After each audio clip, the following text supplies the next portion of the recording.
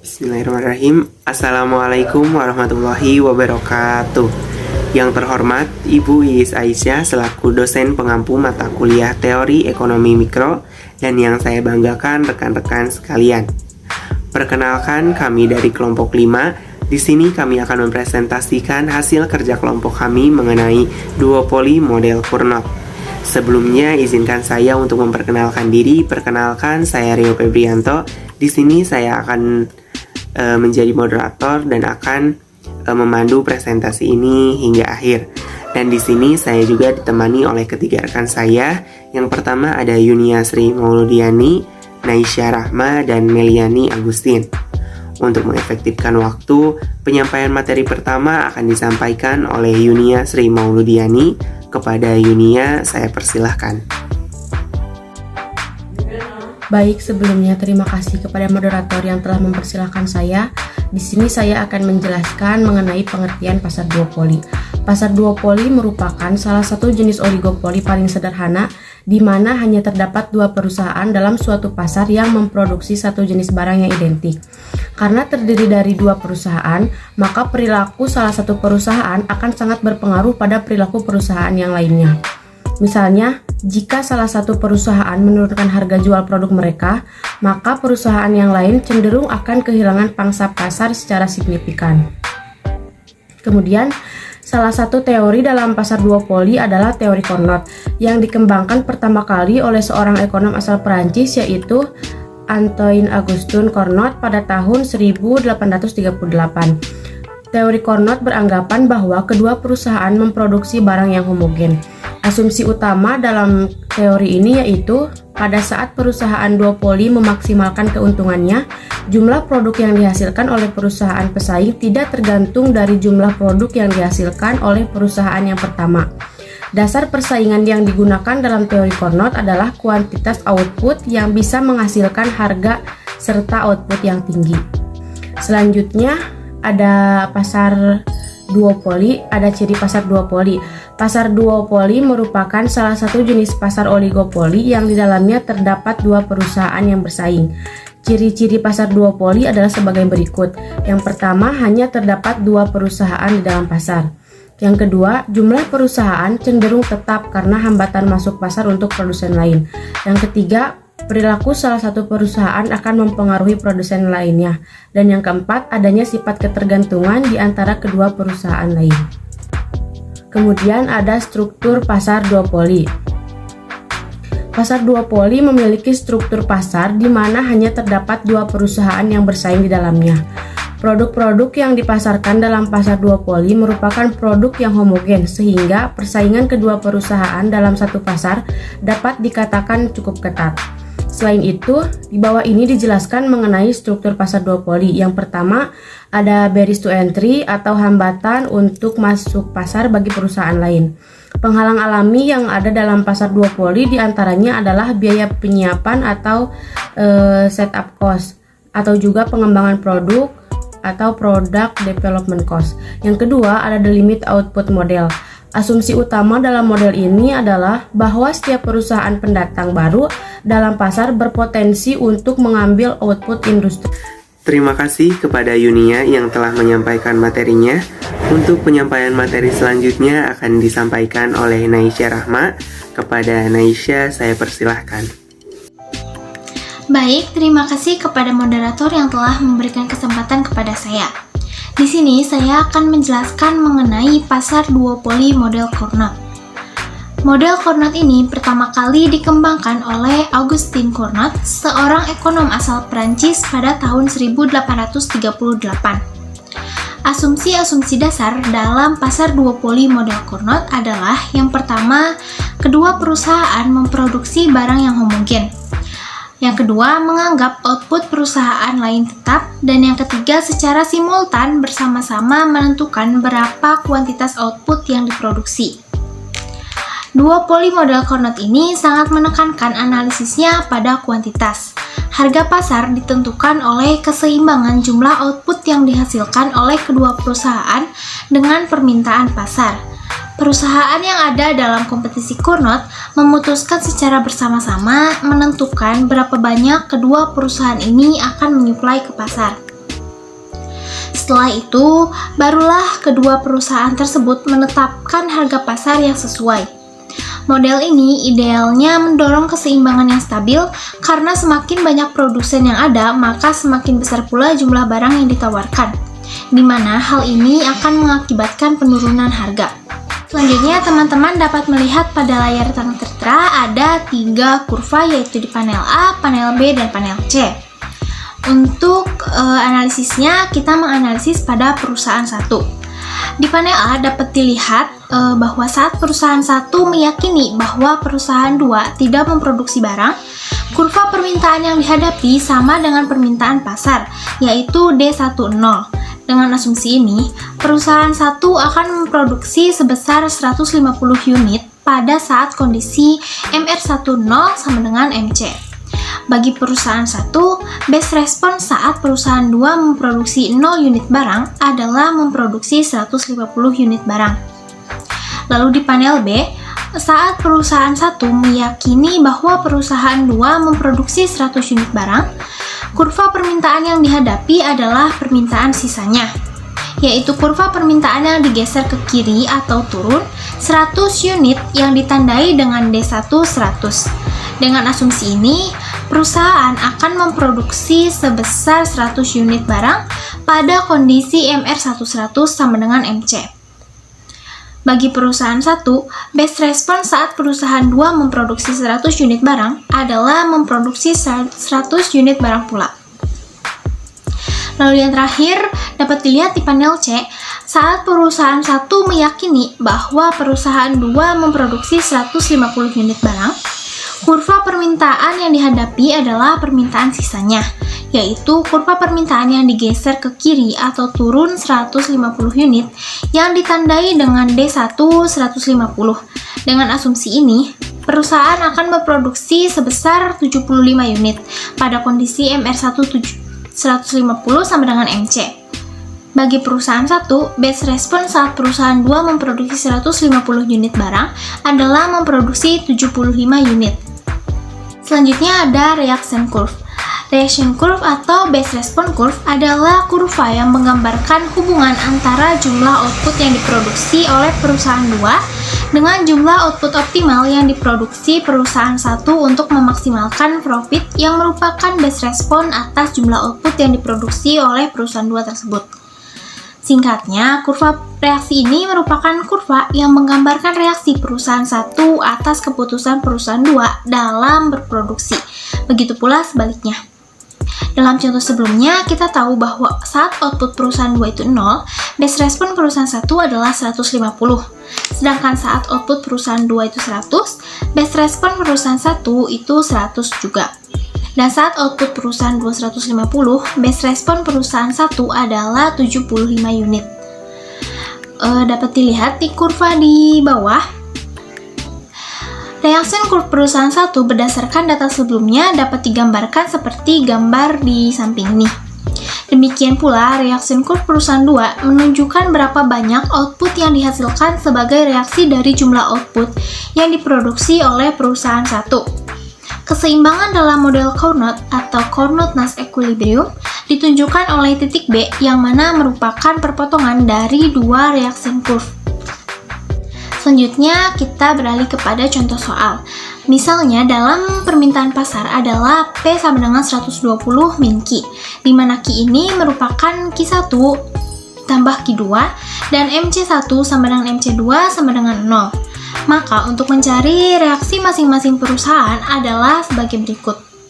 Penerimaan total duopolis yang pertama atau TR1 dan kedua atau TR2 adalah jumlah output yang dijual dikalikan dengan harga jualnya. Maka dari itu, penerimaan total bagi perusahaan 1 adalah P dikali Q1. P ini tadi 120 min Q dikali Q1. Lalu karena Q itu sama dengan Q1 ditambah Q2, maka 120 min Q1 min Q2 dikali Q1. Didapat hasil yaitu 120 Q1 dikurangi Q1 kuadrat dikurangi Q1 Q2. Keadaan optimal dalam pasar duopolis ini adalah MR sama dengan MC. Karena MC di soal kita ketahui bahwa 0, maka MR ini kita ganti menjadi 0. Sebelum itu, kita harus mencari MR-nya terlebih dahulu. MR perusahaan 1 merupakan turunan dari total revenue perusahaan 1 atau TR1 yang didapat hasil 120 dikurangi 2Q1 dikurangi Q2. Lalu kita pindah ruaskan Q1 ini yang didapat hasil Q1 sama dengan 120 min Q2 per 2 atau disederhanakan menjadi Q1 sama dengan 60 dikurangi 0,5 Q2. Nah, ini merupakan kurva reaksi Q1 atau disingkat R1 karena menunjukkan besarnya output yang ditetapkan perusahaan pertama berdasarkan perkiraan output dari perusahaan kedua. Dengan cara yang sama, didapat bahwa kurva reaksi perusahaan 2 atau R2 adalah Q2 sama dengan 120 min Q1 per Q2 atau disederhanakan menjadi Q2 sama dengan 60 dikurangi 0,5 Q1. Mungkin sekian yang dapat saya sampaikan, saya kembalikan kepada moderator. Terima kasih kepada Naisha yang telah menyampaikan materinya. Untuk penyampaian materi berikutnya akan disampaikan oleh Meliani Agustin. Kepada Meliani, saya persilahkan. Baik, di sini saya akan menjelaskan keseimbangan pasar duopoli model Cournot. Bisa next slide. Model duopoli Cournot digunakan untuk menentukan semua output dari suatu perusahaan yang ingin diketahui. Keseimbangan dalam model Cournot terjadi saat kurva reaksi dua perusahaan berpotongan. Pada titik tersebut, baik bagi perusahaan 1 maupun 2, merupakan base respon atas aksi perusahaan lain. Kita tahu bahwa dalam model ini terdapat reaksi perusahaan 1 terhadap keputusan perusahaan 2 dan sebaliknya. Kedua perusahaan ini konsisten satu sama lainnya hanya pada titik di mana R1 dan R2 berpotongan. Di luar titik tersebut, pilihan output kedua perusahaan menjadi tidak konsisten. Maksudnya adalah, setiap perusahaan mengharapkan perusahaan lainnya itu memproduksi tingkat output selain dari output yang sebenarnya. Oleh karena itulah, titik potong R1 dan R2 disebut sebagai satu-satunya equilibrium yang berlaku dalam pasar duopoli. Titik keseimbangan dapat diperoleh dengan cara sebagai berikut, yaitu memakai persamaan R1 dan R2. Q1 sama dengan 60 dikurangi 0,5 Q2. Q2 sama dengan 60 dikurangi 0,5 Q1. Q1 sama dengan 60 dikurangi 0,5 60 dikurangi 0,5 Q1. 60 dikurangi 30 ditambah 0,5 Q1 yaitu Q1 sama Q1 dikurangi 0,25 Q1 yaitu hasilnya itu 30. 0,75 Q1 sama dengan 30, Q1 sama dengan 40, Q1 sama dengan 40, maka Q2 sama dengan 60 dikurangi 0,5 Q1. 60 dikurangi 0,5 kali 40 sama dengan 60 dikurangi 20, yaitu hasilnya itu 40. Saat equilibrium, kedua perusahaan memproduksi 40 unit barang dengan harga 40, yaitu dari 120 dikurangi 80. Maka total penerimaan setiap perusahaan 1.600, yaitu dari 40 kali 40 dan penerimaan industri sebesar 3.200, yaitu dari 40 kali 80.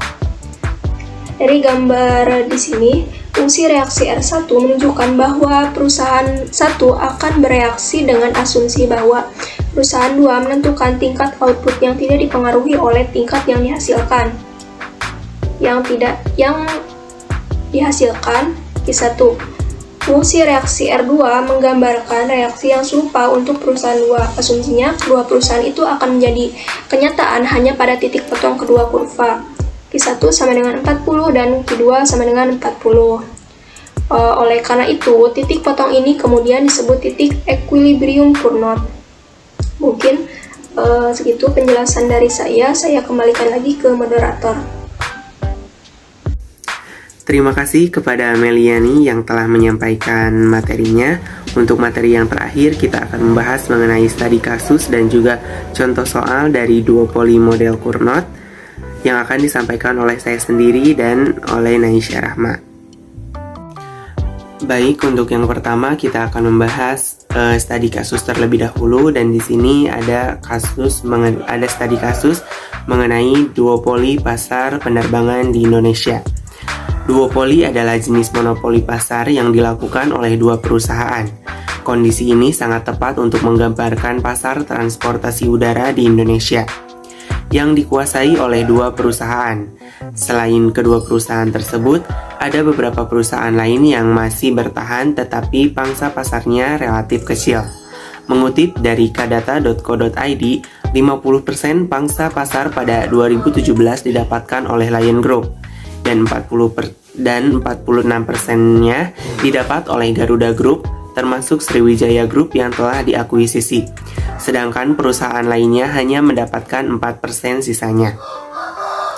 Dalam kondisi duopoli ini, konsumen tidak memiliki kemampuan untuk mempengaruhi harga. Hal ini tercermin dari harga tiket pesawat yang tetap saja tinggi pada saat permintaannya turun. Selain itu, perusahaan menjadi tidak efisien dan kurang melakukan inovasi. Pada bisnis jasa penerbangan, dampak yang dirasakan penumpang selain harga yang mahal juga dalam bentuk pelayanan yang tidak memuaskan, antrian check-in yang panjang, bagasi yang tertinggal, ketidaknyamanan selama penerbangan berlangsung, sifat tidak profesional dari awak penerbangan, keterlambatan penerbangan, hingga ancaman keselamatan penerbangan adalah dampak yang mungkin dirasakan oleh penumpang.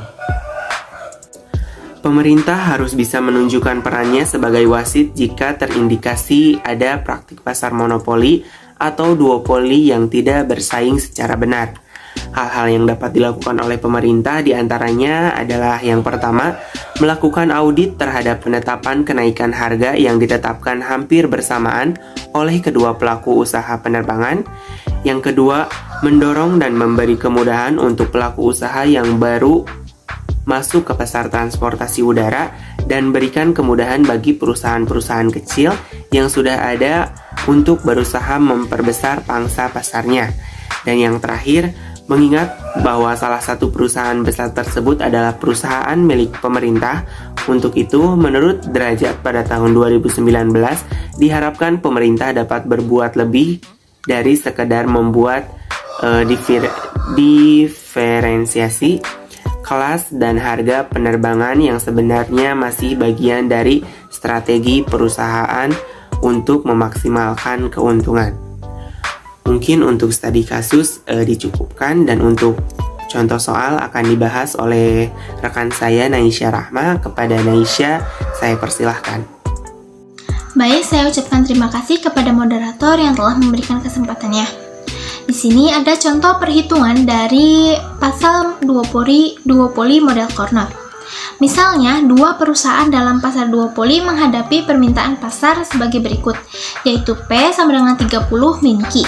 Q di sini merupakan jumlah produksi total dari kedua perusahaan, atau Q1 ditambah Q2.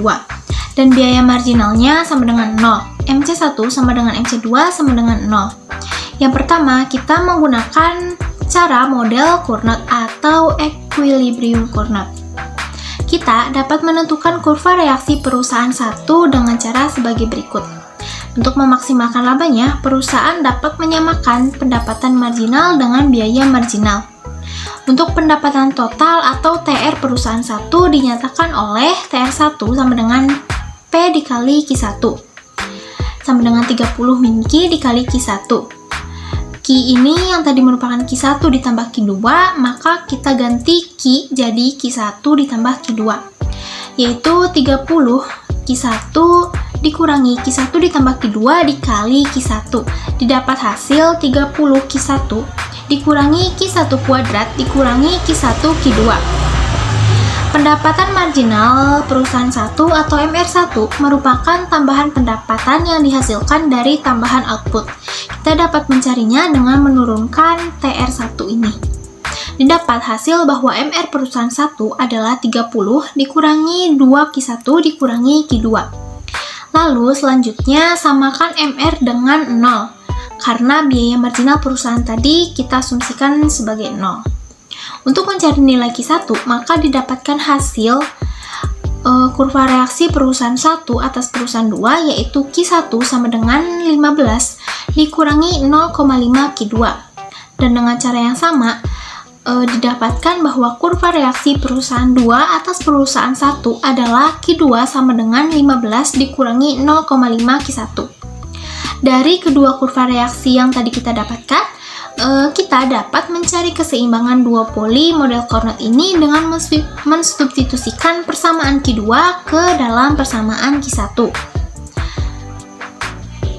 Nah, jadi Q1 ini sama dengan 15 dikurangi 0,5 Q2.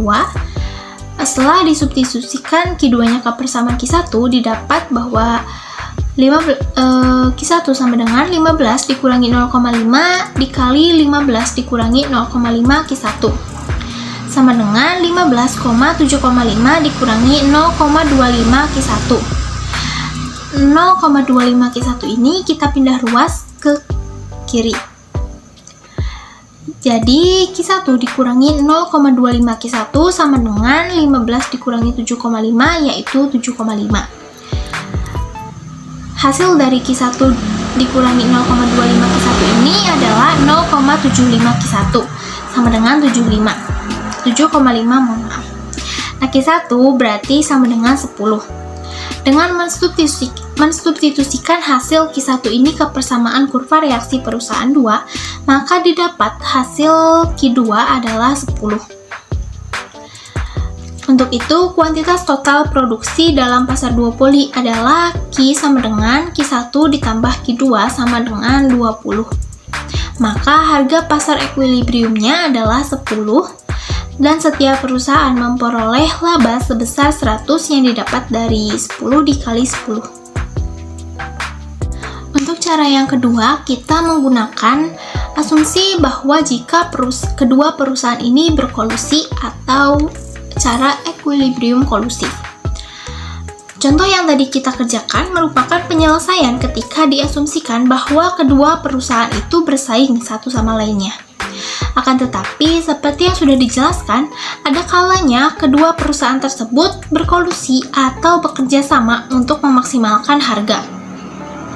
Kedua perusahaan itu dapat menetapkan output untuk memaksimalkan laba total atau bisa saja membagi laba menjadi sama rata. Laba mencapai tingkat maksimumnya saat pendapatan marginal sama dengan biaya marginal. Untuk penghitungannya adalah yang pertama, kita mencari nilai TR-nya terlebih dahulu. TR sama dengan P dikali Q. Nah, di sini Q itu tidak diganti menjadi Q1 ditambah Q2 karena asumsinya ini merupakan perusahaan monopoli. 30 dikurangi Q dikali Q sama dengan 30 Q dikurangi Q kuadrat. Untuk MR merupakan turunan dari TR, yaitu 30 dikurangi 2Q.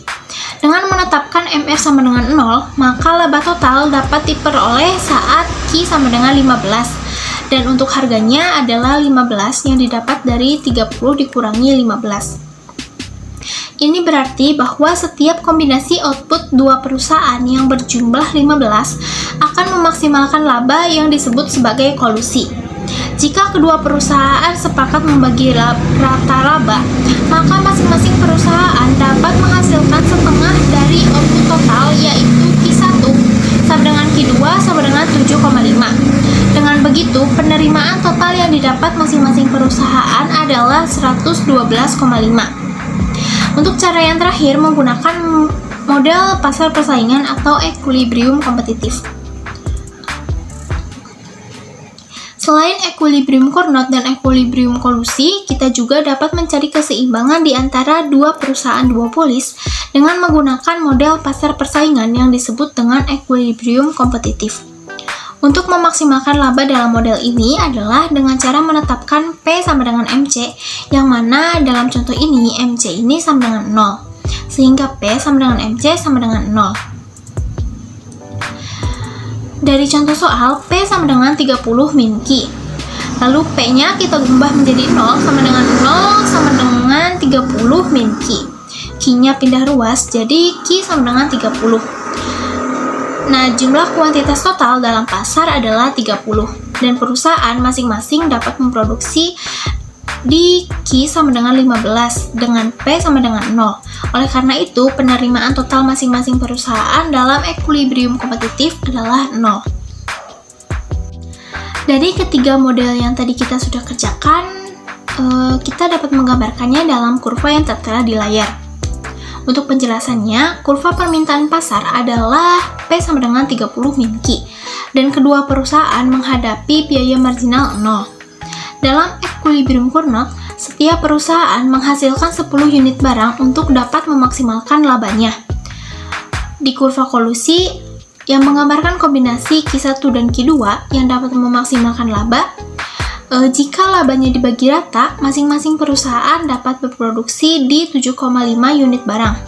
Dan terakhir, dalam equilibrium kompetitif, di mana harga sama dengan biaya marginal, perusahaan mendapat laba sebesar 0 di tingkat Q sama dengan 15 masing-masingnya. Mungkin sekian yang dapat saya sampaikan, saya kembalikan kepada moderator.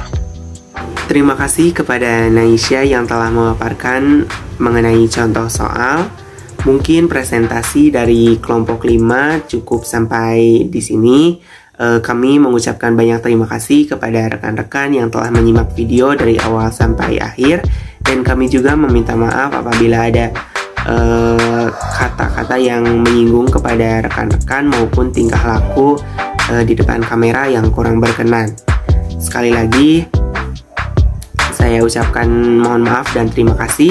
Dan jika rekan-rekan ingin bertanya kepada kelompok kami atau ada penjelasan dari kelompok kami yang kurang jelas, teman-teman bisa meninggalkan pertanyaan di kolom komentar dan insya Allah akan kami jawab semampunya. Terima kasih. Wassalamualaikum warahmatullahi wabarakatuh.